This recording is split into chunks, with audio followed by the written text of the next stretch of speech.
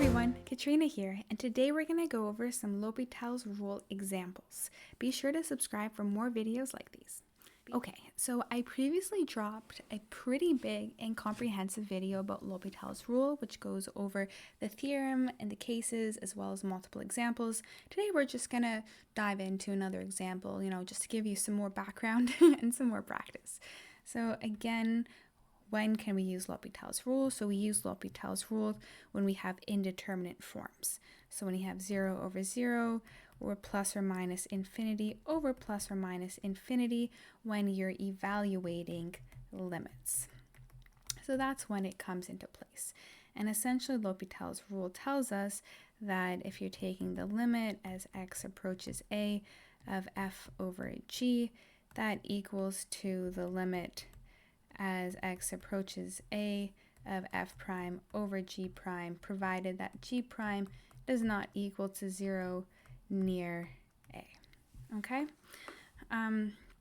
So essentially it's telling us that if we evaluate the limit of the top and it equals to 0 or plus or minus infinity, and we evaluate the limit of the bottom and it equals to 0 or plus or minus infinity, then we can say that this limit ratio equals to the limit of the ratios of the derivatives of the numerator and denominator respectively. So let's go ahead and look at an example, and definitely let me know if you have any questions or if there's any specific examples you want to see, and please subscribe for more because more examples are on your way. Okay, so right now let's see. Let's consider some limit as x approaches 0 of e to the power of x minus cos x over sine x.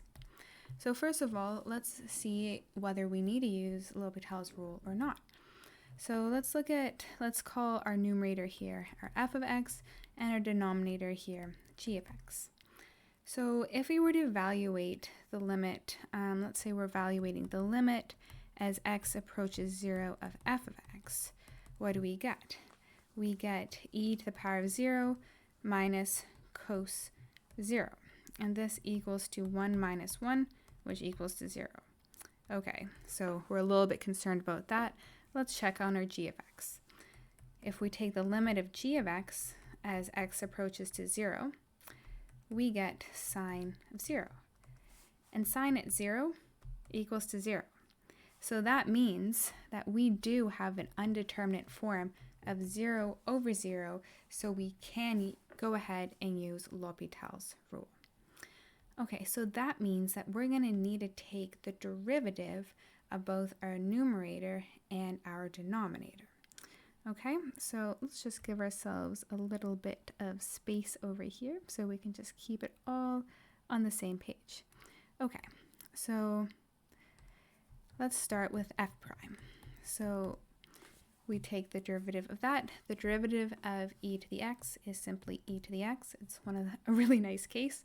And the derivative of cos is negative sine. So we have minus negative sine x. So this just equals to e to the x plus sine x. And now let's look at the derivative of g. So the derivative of sine is simply just cos x.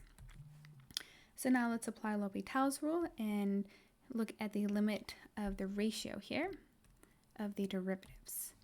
So we are looking at the limit as x approaches 0, pardon me, of e to the power of x plus sine x over cos x. And let's work on evaluating that limit. We get e to the 0 plus sine 0 over cos 0. Okay, well, first of all, anything to the power of 0 equals to 1, and then sine at 0 equals to 0. You can check your little sine plot over here, and at 0, we're at 0. And then what about cos?